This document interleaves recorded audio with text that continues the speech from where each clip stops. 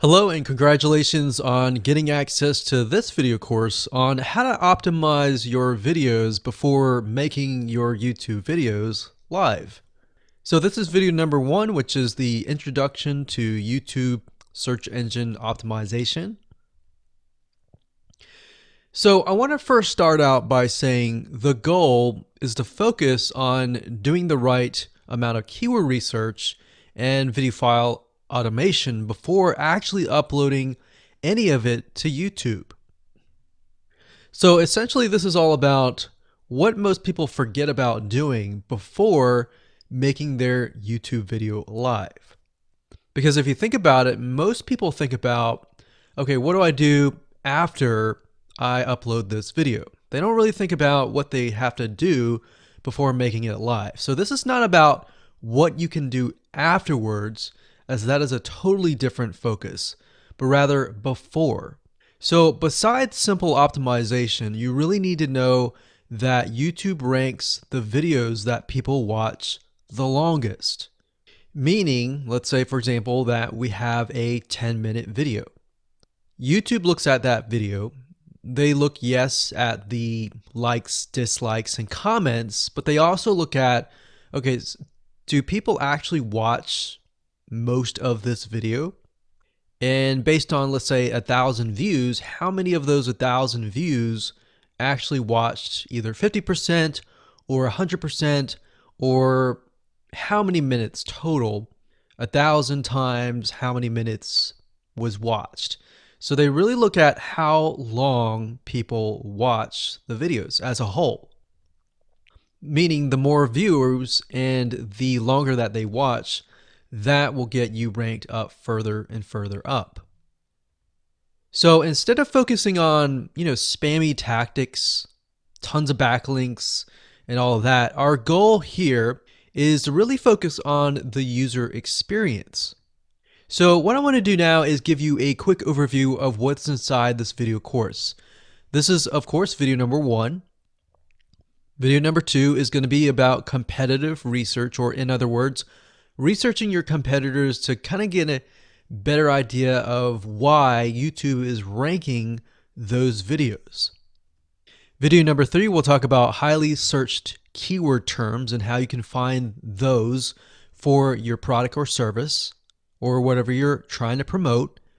Video number 4, we'll talk about your title and your description. Video number 5, we'll talk about video file optimization. So we're going to optimize the actual file, because each file has essentially information in it. And of course, video number 6 will talk about why your thumbnail is important and how to make it professional and good looking. And video number 7 will talk about video length and why that matters. We talked briefly about it just now, but I'm going to dive in deeper in that video. And of course, last but not least, I'm going to give you a secret tip on how to outrank your competitors in video number 8. So before we get started, I want to talk about what you need to have in hand. You're definitely going to need your product or service and an idea of the niche that you're targeting.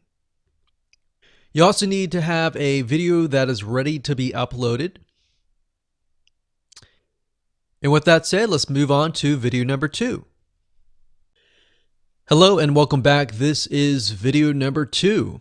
So let's talk about competitive research. You see, the best way to understand how you can rank better is to know what is already ranking in your niche or your market. So what we want to do here is we want to analyze the videos that are on the top. And I want you to specifically look at what titles, what descriptions are they using, and what thumbnails are they using that are eye-catching. And what is the user experience like when you click through those videos? So let's go ahead and do some competitive research. So for the sake of making sure that we find YouTube videos that actually relate to promoting a product, what I want to do now is just to pick a product out of the blue and let's take a look at YouTube. So one product that I've been using for a while now, which has been really awesome, is called the Instant Pot. It's basically a pressure cooker that cooks food at a really fast rate. So what we're going to do is we're going to hop on over to youtube.com and we're going to type in Instant Pot and see what we get.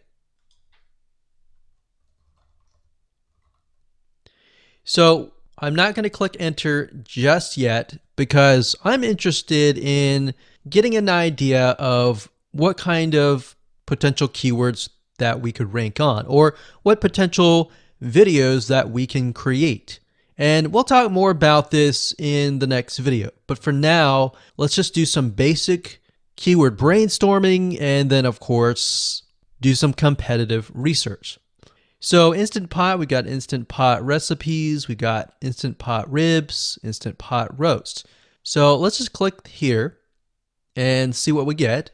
Now we can see how to use Instant Pot has 316,000 views right here. Instant Pot chicken, top 6 easiest things to cook in your Instant Pot. Perfect for beginners. All right. So let's just take a look at the top 3. So let's go ahead and open those up. And let's analyze them. So the first one is this one here. And let's pause the video. We'll skip the ad. All right.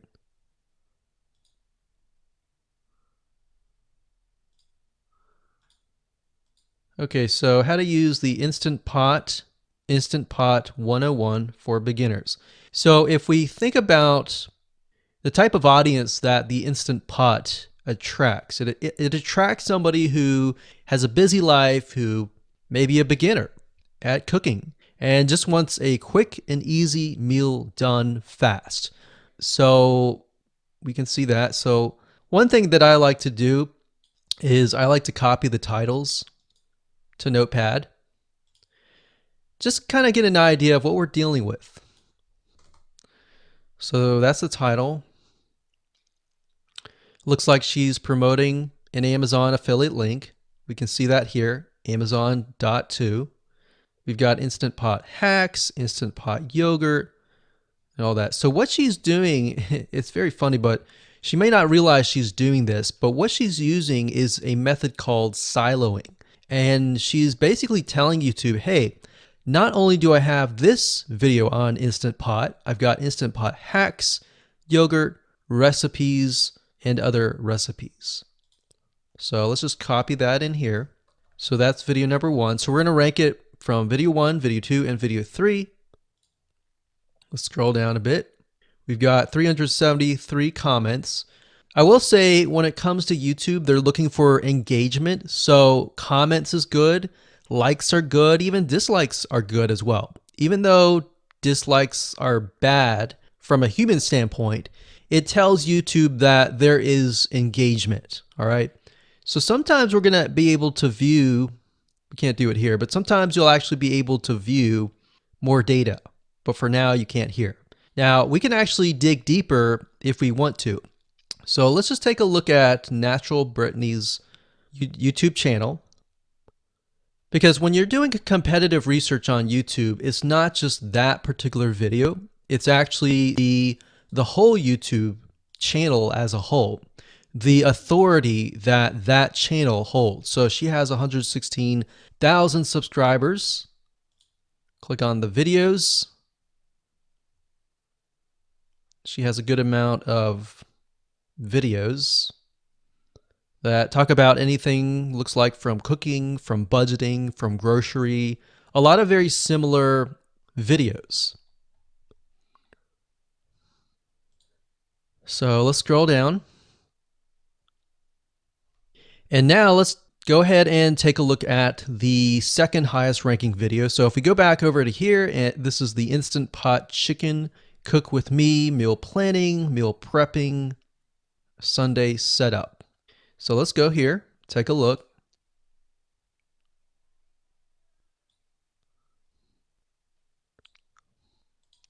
Okay, let's see here. So it's a 20-minute video, all right? And it has 658 likes, 5,000 views. If we take a look at this video here, this has 320,000 views and 7,000 likes. Now, notice how it says 13 minutes here, and notice how it says 20 minutes here. We'll go back to this later on. All right, so we'll talk more about why a certain amount of time of your video is important, why the timing is important. And why is it that this lady has only 5,000 views, whereas the other lady has 300,000, and this lady is ranked right below that lady? All right, so why is that important? And why does that correlate to the time? So we'll talk more about that later on. But for now, let's just do competitive research. We're not trying to figure things out right now, and go from there. So if we take a look at the description, it says cook with me as I try a new recipe with Instant Pot. So the description contains the keyword. Sunday setup. Looks like she's got some Amazon links. And if we think about Instant Pot, who could it be targeting? All right, so this lady calls out people who are trying to prep on Sunday. So if we can get an idea of who it's targeting mothers, it's targeting people who are busy, who maybe only have time on Sundays to set things up. And chicken is a common thing, so maybe she's getting a lot of clicks. We don't know exactly, but we know that the headline and the description work together in getting clicks. All right, back over here, this is the third one. So let's take a look at this one. So this one is 8 minutes, but it has a lot more views than those other two videos, but it's shorter. It's shorter, but it has longer amount of views, and it's third. It's got 11,000 likes and 633 dislikes. If we scroll down, we can see that it has more comments than the first one. So why is it that the first one is number one and this one is the third one and it has more views and more comments? Well, we don't know exactly why, but I have a hunch as to why that is, which we'll talk more about ranking and what Google and YouTube is looking for later down the road. So that's that. Let's just copy that title. And I'm going to go ahead and pause this video and we'll copy and paste that information to the notepad.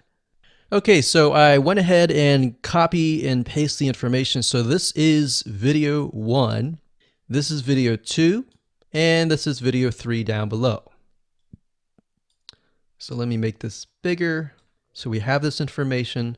So as we're kind of analyzing the competitor, we want to save this for later, but can you kind of see a similarity here?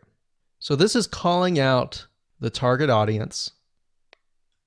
This is calling out the people who are busy, essentially. And top 6 ways, top X ways, top certain number ways is always a good title. So perfect for beginners. So if you can imagine, we already see that this title has beginners. This one's calling out perfect for beginners. And this one essentially is calling out people who are busy. So it's a target audience. So that's key. So having this in hand gives you a better idea on what potential titles and descriptions that you can have. Now, you can do some deeper dive competitive research using specific tools. And one specific tool is called Social Blade. So that's socialblade.com, as you can see here. And I like to use this to kind of get a better idea of the YouTube channel as a whole. Because what you're trying to figure out is, did this person rank because their channel as a whole has a lot of traffic? Or did this person rank simply because of the titles and the description? So there's many factors that come involved, but let's take a look at Naturally Brittany. So let's go ahead and copy this. And you basically want to come here and type in the username of the YouTube channel. So we'll go ahead and click this here.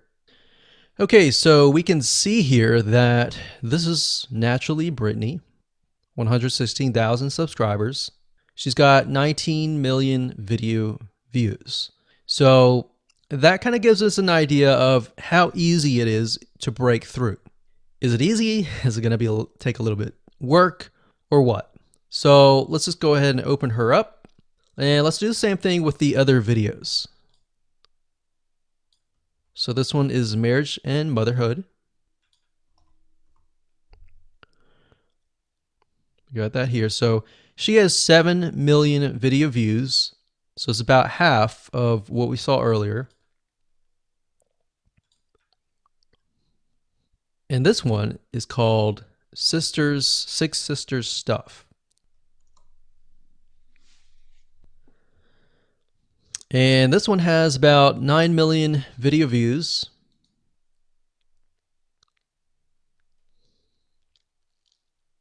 So right off the bat, we can see that if we were to rank on the keyword Instant Pot, it's going to take a lot to break through. But the way we can break through is by using essentially subcategories of that keyword. So Instant Pot recipes or Instant Pot chicken recipe, stuff like that. So we can see that each one of these has about 100 to 200,000 subscribers. So you're going to have to be competing against that. Now, obviously, if you have a good size YouTube channel, that will usually mean that you can break through fairly easily. But if you're just starting out, then breaking through on that keyword is going to be a little bit more difficult. So the next question is, what keywords should you use? And we'll discuss that in the next video. Hello and welcome to video number 3. Let's talk about highly searched keyword terms and how you can figure out what your main keyword is going to be, what your sub keywords are going to be. So one mistake that we see that many YouTubers make is simply making their own title and description. I mean, it's natural, right? But instead of deciding what you think will work, why not use what is already working and do some simple keyword research that's not going to take a lot of time, and this way you'll be able to have the right information that will help you rank on the right keywords. Now the big question is, well, how do I find these keywords? So the best way to find highly searched keyword terms is to look at the Google suggested keywords. And they are suggested for one reason, because they are used a lot. So let me show you how to find them and what they look like. Okay, so from analyzing the previous videos with the top 3 videos to kind of get an idea of what the titles were, what the descriptions were, if we look at the 3 and we refer back to this, the question is, what are the commonalities between the titles? Obviously the keyword Instant Pot, but we also notice that the top one and the third one, they all have the keyword beginners. So beginners in Instant Pot. Instant Pot for beginners, all right? So if we go back up here and we go to youtube.com and we type in Instant Pot, what do we get? So when you have a drop down like this is what we call the suggested keywords. And you'll see this in Amazon.com, you'll see this in Google.com and other major search engines. And what this is high demand and highly searched keyword terms. So in other words, if a lot of people are searching for these keywords, then they'll show up in the drop down menu. Right? So Instant Pot chicken happens to be a very highly searched term. And take a look at this. This one is related to Instant Pot chicken. So that means there's a lot of people searching for Instant Pot chicken. And that might be why this second video is ranked so high. Let's scroll down and take a look. So as we're scrolling down, I also want you to kind of keep an eye on the thumbnails because the thumbnails are key. So we got top 6 easiest things to cook in your Instant Pot. And I'll say, as an Instant Pot user, I really didn't know what recipes were out there that would fit the Instant Pot. Because the Instant Pot, the way it cooks is it pressurizes the food, and you need a little bit of liquid inside it to pressurize. So what I was doing is I was looking for recipes that were specifically made for the Instant Pot. So a lot of these people that are coming here, they don't know. They're just looking for recipes. So the 30 Instant Pot recipes gives people an idea. Oh, okay, I've got 30 recipes that I can pick and choose from. So if you scroll down, it says Instant Pot Ultra. All right. So if we go back here, so Instant Pot Chicken is definitely a top one. Instant Pot Spaghetti, how to use an Instant Pot. Instant Pot Cheesecake, Yogurt, Pho, Beef Stew, Whole Chicken, Rice, and Instant Pot Roast. So these are highly searched keywords. Now let's hop over to Google and see what we get. Do we get the same thing? Do we get something different? So if you go to Google and you type in the same thing, Instant Pot, we can see that we've got Instant Pot recipes, Instant Pot chicken. So notice that the chicken and the roast beef or the pot roast seem to appear both in Google and in YouTube. So whenever you see that, that's a good sign, because you got to understand people searching in YouTube are very different than people searching in Google. They don't show the exact same thing. But if they do, that gives you an idea that if you rank on that term, that you will be able to get traffic from Google and YouTube. Okay, so let's go back here. So Instant Pot's chicken. So let's just do a search and see what we get. So another place to find the Google suggested keyword terms is to scroll all the way down to the bottom. So there we go. So Instant Pot recipe. Now these are specifics, all right? These are searches related to Instant Pot. So people are looking to buy Instant Pot Amazon. So let's just type in Instant Pot chicken and see what else we get. So if you notice, when we type Instant Pot chicken, it gives you a more detailed view of the other keywords that are related. So for example, Instant Pot chicken recipes, chicken and rice, chicken noodle soup, chicken thighs, chicken bog, chicken breast recipes, chicken wings, and chicken and dumplings. So let's go over here and see what we get. So Instant Pot chicken recipe, wings, noodle, biryani, thighs. So a lot of these are actually appearing that are the same. Okay, so moving on here, we've got Instant Pot chicken. Now let's take a look at what we have here. So what I would do is I would do the same thing, the competitive research. Now, if you notice here, the Six Sisters stuff, it's a different video, but it's a similar video. Now this video is different. This lady is the same.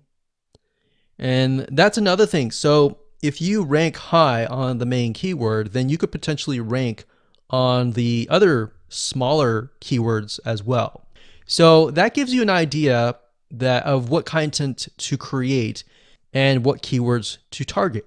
So we could potentially make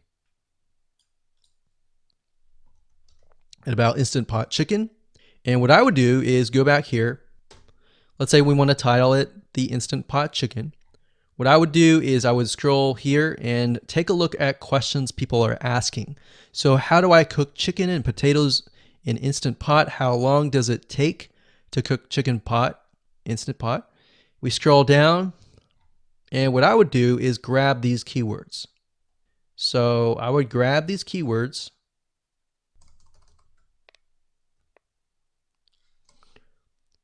So what we want to do is we want to have a main keyword, and then we want to have sub keywords.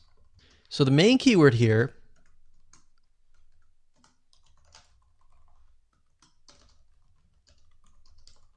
would be Instant Pot chicken. And then the other ones would be Instant Pot chicken and potatoes, and all the rest here.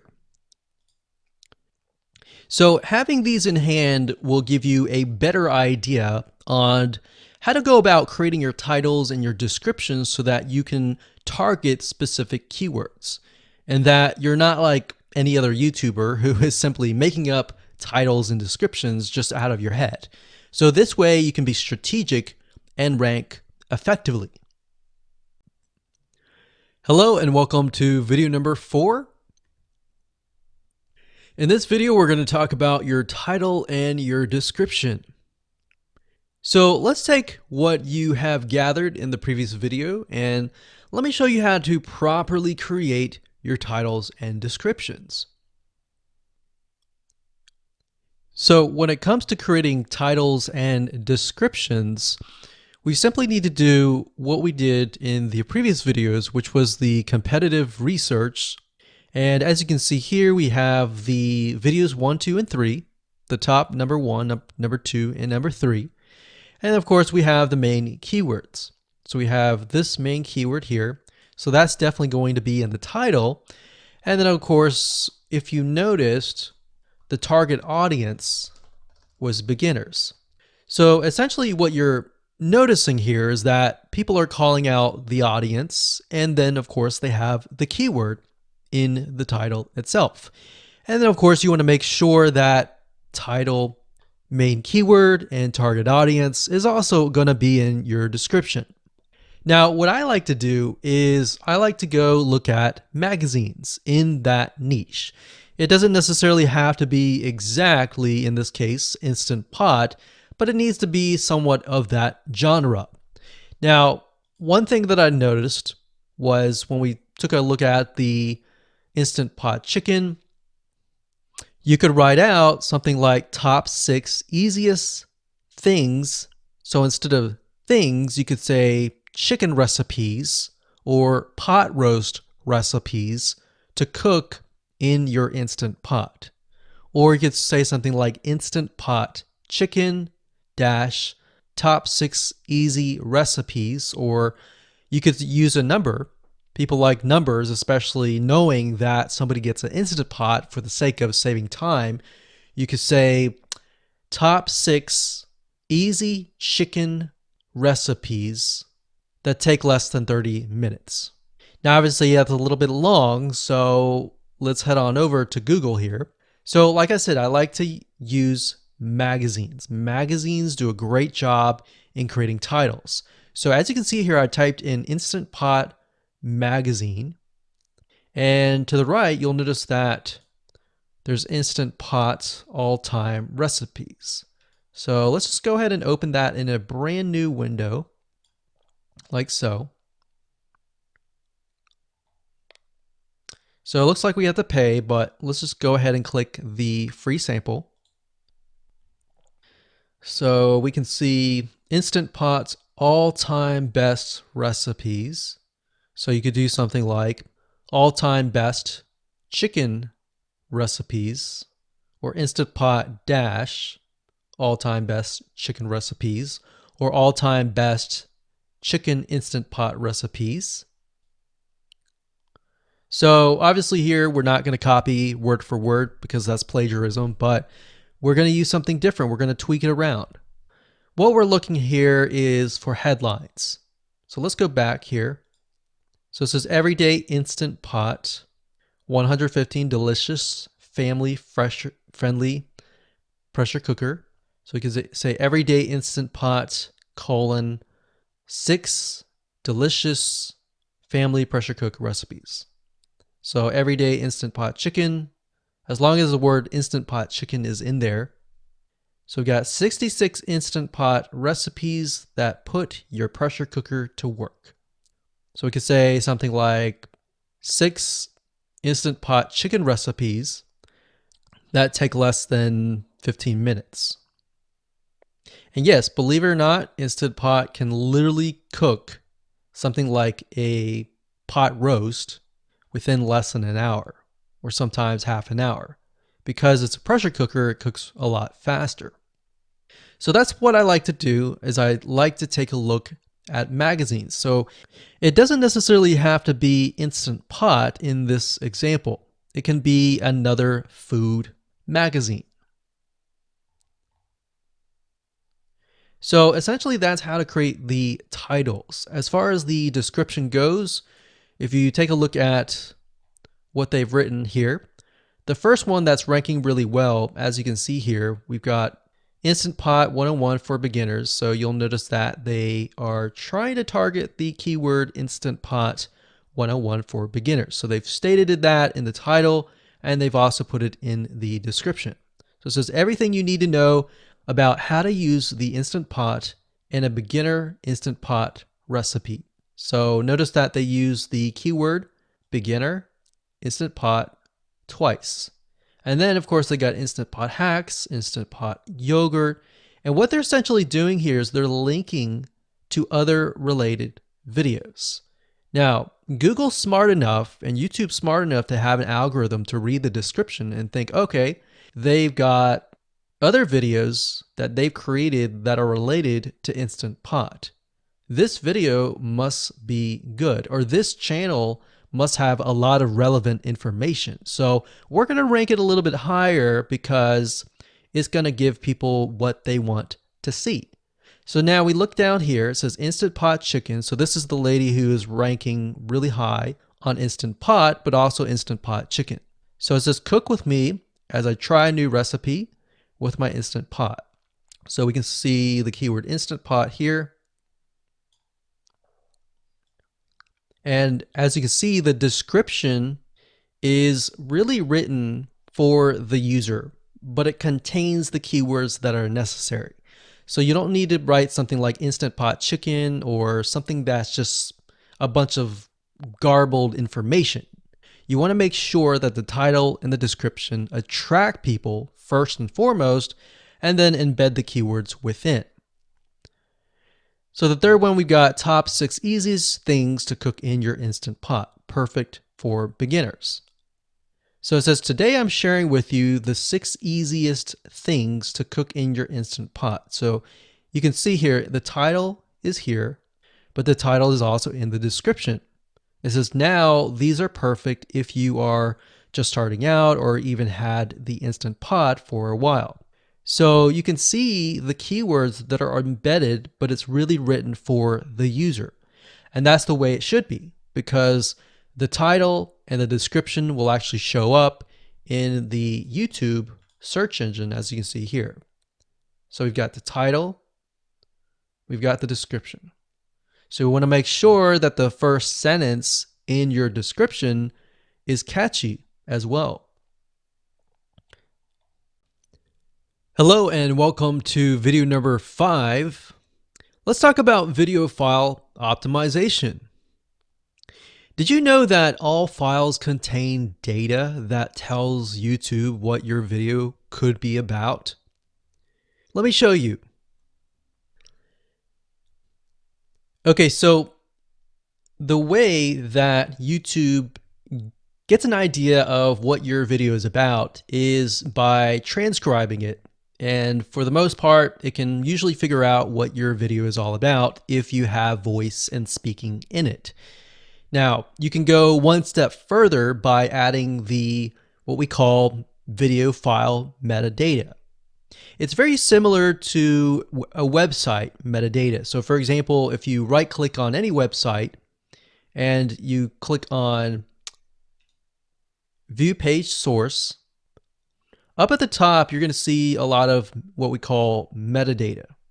So right here, we can see the name, the title, the description, and all that information. So what that does is it tells Google essentially what your website is all about. So very, very similar in this case of what we're doing here.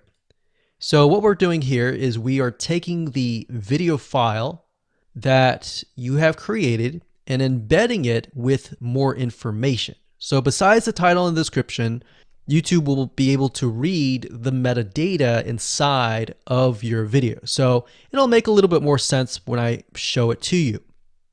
Now, it's really hard to find software out there that allows you to embed metadata except for a few.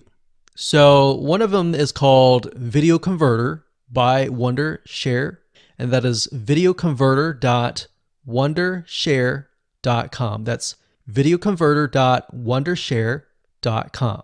So if you go here and you go ahead and download up at the top, you will be able to embed metadata. In fact, we're going to be using that for this particular video.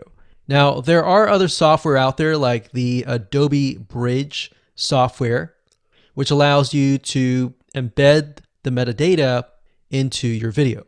Now, the reason why I'm using Wondershare is because I feel like it's a lot easier to use. So if you go ahead and download this, we're going to open this here. And what I did was I clicked Add Files, and I chose the file. Now, there's a lot of things that you can change about the video, but what we're particularly interested in is this eye icon right here. So click this eye icon, or letter I here, and you're going to see that it says name, language, episode name, actors, director, screenwriter, tagline, and description, and comments. So what I recommend is you try to complete this as much as you can. So episode name, actors, so that would be whoever is in the video, the director, the screenwriter, which could be you, and then the tagline. What I would do is the tagline be your title, and then the description be your description. So whatever you're going to upload to YouTube, put this as a title and put this as a description. And then for comments, I would put something like keywords. And all you have to do is click save, convert it, and done. That's the reason why we're using Video Converter, because it's just so much easier. With Adobe Bridge, it's easy too, but there's a lot of more options and very easy to get confused. So once you're done with that, you save the video, your video has the metadata inside of it, and all you have to do is simply upload it to YouTube, and that's it. Hello and welcome back. This is video number 6. Let's talk about your thumbnail and why that is important. You see, since our goal is to get more clicks or more views to your YouTube video, we have to rely on attracting viewers. So if you think about it, the thumbnail is the first thing people see as they are scanning to find what interests them the most. So in other words, if you think about it, if you go to youtube.com and you type in a keyword, you're going to see all the results with thumbnails, the titles, the descriptions, and all of that. So that's the first thing that they see. So let's discuss what your thumbnail should contain and what's working in your market and how to figure that out.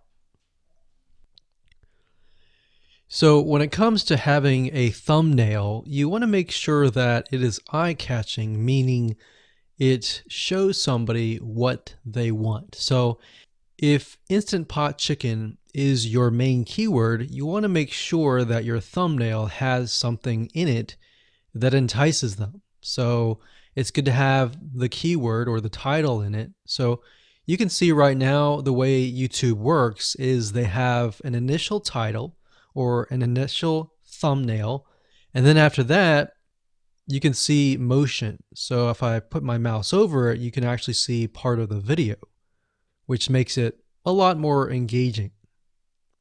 So as we scroll down, the initial thumbnail that this woman uses is the Instant Pot. And then this one here, it says Instant Pot recipes. So Instant Pot. So we can see the ones at the top definitely have the Instant Pot in it, or a word that's chicken, or a picture that has chicken in it. So it fits the keyword. Now, if you're not a professional, thumbnail artist or anything like that, there are different sites that you can use to get these created. Now, bear in mind that you never want to use a thumbnail that is clickbaity or that lies to somebody, because if they click on it and then the video is nothing like the thumbnail, then guess what? You might get tons and tons of clicks and perhaps views, but you're not going to get people watching your video, which is very, very important, which we'll discuss in the future videos. But for now, there are different elements that you need. So what I recommend is you go to a site called creativemarket.com. That's creativemarket.com. There are other sites like graphicriver.net, but over time we've realized Creative Market has a lot of really good designs. So what we can do here is in the search box, we're going to type in YouTube thumbnail. And we're looking specifically for templates that we can use for the thumbnail. So it says YouTube thumbnail pack. Let's go ahead and open that. There's one here. There are end cards, but that's a little bit different. That basically comes at the very end of your video. So we got urban thumbnails, different types of thumbnails.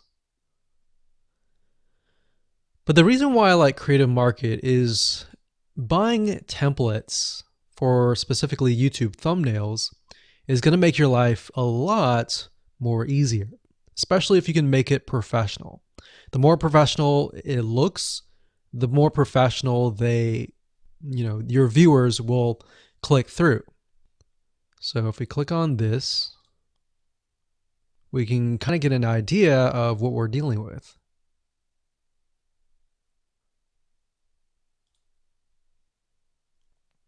And here's more thumbnails here as well. Now, over time, we've realized with YouTube thumbnails, more and more designs are becoming minimalistic, meaning it's not too fancy, but it's got just enough information to tell the person what it is all about. So it could have text, it could have pictures, but you really need to know what your YouTube video is about before you can create your thumbnail. In fact, I recommend that you create your YouTube video first and then you create your thumbnail so that you can make sure that you attract the right person. Now, what we found a little bit of a technique is to create a thumbnail that is related to essentially the end, meaning if you're creating an Instant Pot chicken recipe, you might want to show the chicken already cooked. So essentially what people get if they click through. So that way people think, oh, okay, this looks really nice. I'm going to click through. And they're more likely to actually watch all the way through to the end. And that's what we want. We want people not to just click through, but to watch all the way till the end. And that's actually going to help us with the ranking. Hello and welcome to video number 7. Let's talk about video length in more depth. So the big question is, how long should your video be? While yes, most folks have said that your video should be short due to attention span, and that's something that we've talked about in the past, and that definitely worked in the past, and that still is true that people's attention span are short. But today, in terms of YouTube, your video length should be longer, and here's why. Did you know that YouTube ranks your video based on how many minutes your viewer watches? We talked briefly about this in video number 1, but I want to talk about why that is the case. Statistically speaking, most people that we have found, based on statistics that we have seen in YouTube, most people watch about 50% of a video. Even the people that are interested in a video, they watch 50% of a video. So if that, in this case, is a 5-minute video, an average viewer is only going to watch about 2.5 minutes. Now, here's why that is important. If you're competing against someone who has a 30-minute video and their viewers watch 15 minutes, which is about 50%, well, guess what? Even if they can have less viewers than you, they're going to beat you because they have a longer video. So if you got the 2.5, they've got the 15 minutes, they can send less people and still beat you. And YouTube will favor them in the end. Now that, of course, is assuming that the views are legitimate and people are actually watching. And that's why user experience is so important. So to give you some real life practical application, let's hop on over to YouTube and I'm going to show you proof that this works. Okay, so let's take what we learned and what we just discussed and apply it to some real life practical application. So if we head on back over to youtube.com, we type in the keyword Instant Pot recipes, we can see this one, and this one. So let's go ahead and open these up. So we got this one, and this one. So that's 1, 2, and 3. The first one has about roughly 8 minutes or 9 minutes. We'll say 9 minutes. The second one has about 27 minutes. And the third one has about 20 minutes. Okay. So essentially the second and third have about double the amount of time. So like we talked about, most people watch about 50% or less, and then they quit. That's the average, right? So if that's the case, this person here, even though they have more views, see that? 800,000 views, even though they have more views, they're competing with somebody with a 30-minute video. Essentially, it's 27 or 28, but close to 30. So if we round that, we'll just say this is 10, this is 30, and this is 20. All right, so let's keep it at even numbers. So if that's the case, there's 4 minutes here, 15 minutes here, and 10 minutes here. So this means that the person with the less amount of minutes, they're going to need a lot more views and a lot more people watching it. So in total, if this person has, obviously this person's number one, but what I'm saying here is because YouTube looks at how many minutes are watched, if this person had 800,000 views and this person had only half of that amount, but had more than double this amount, this person right here would most likely rank higher. So see that? Only 100,000 views, 15 minutes. This one here, 20 minutes, only 6,000 views. So you might ask, well, shouldn't this be maybe number one? Not necessarily. If we really look at it, so we've got 800 times 4 minutes, and that's not going to be exact. I mean, we could even take 500. And this is definitely going to be number one. And this is definitely going to be number two based on the information. But this person, because they have a long enough video, even though they have less amount of views, they're still able to rank pretty high. So this is based on one of our YouTube channels, which has over 9 million of minutes watched. And based on that, that's what we've seen. Now, there's other factors like likes, dislikes, comments, and other things like that, titles and descriptions, but that's a big, huge ranking factor because it legitimately tells Google and YouTube, hey, this YouTube video is legit. Not only people are clicking on it, they're actually viewing it. And they're viewing at least about 50% on average. So that's why the video length is important. Now, you don't want to make a long video just to make a long video. You want to make a video that has really good content. And that's the goal. It's not based on spammy backlinks or anything like that. It's based on providing real value. Hello and welcome to video number 8. So just want to say congratulations on reaching the end of this video course. We're going to talk about a secret tip that you can use to outrank your competitors. So we briefly talked about why having a longer video was important, right? So one secret tip that we can give you is that what we have found that works is the following. Longer videos in the sense of live streams, which means you get on YouTube and you talk to people live. You have webinar replays and videos where people expect them to be longer. So in other words, people are expecting these to be longer. If you make a normal video that people expect to be 5 minutes and you make it an hour, then you're not really going to hit that 50%. But when you have a live stream or a webinar replay, usually people typically expect it to be at least 1 hour. So because people expect it to be 1 hour or longer, they expect to take time out of their busy schedule to actually watch your longer video. And what we found is these work really well compared to the average video. So let's discuss what you need to do in terms of software or even web applications that you need to create live streams and webinar replays.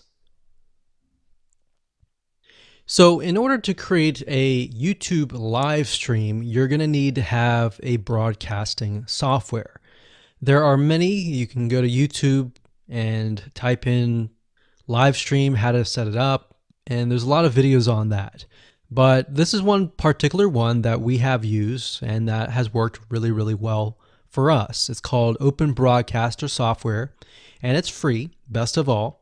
And that is located at obsproject.com. So as you can see here, there is versions for Windows, Mac, and Linux. So it's simply as easy as downloading and you can start streaming. So the reason why you need this software is basically what it does is it connects to the YouTube live stream system. And when you're ready, you click record and you're good to go. Now, I'm not going to go in depth on how to use this product just simply because there are so many different options and so many different ways of using it. Now, like I said, the tip is when outranking your competitors to have longer views. This is good for kind of a face-to-face talking head type long video. Now, if you want to use a camera, you can do that. If you want to do something like screen capture, meaning you're going to show your screen, then you're going to want to use something like GoToWebinar. And you can go to gotomeeting.com/webinar to do that. Another tool that we have used, which as of now, it is free, and who knows, it could change. So GoToWebinar does cost money, but it's a nice way to kind of engage with people. So this is the route that I would go if you are engaging with people. If you're not engaging with people and you're simply doing screen capture, there is a tool called Use Loom. Let me show it to you. So useloom.com. Loom is essentially a Chrome plugin, and what it does is it allows you to record your screen. It's super easy to use. In fact, it's super, super fast. It's so fast that you can literally start recording, and within seconds when you're done, you'll have the video in hand. And you can download the actual video file to your computer really fast. So those are the three options that I would go to, and really depends on the avenue that you want to take.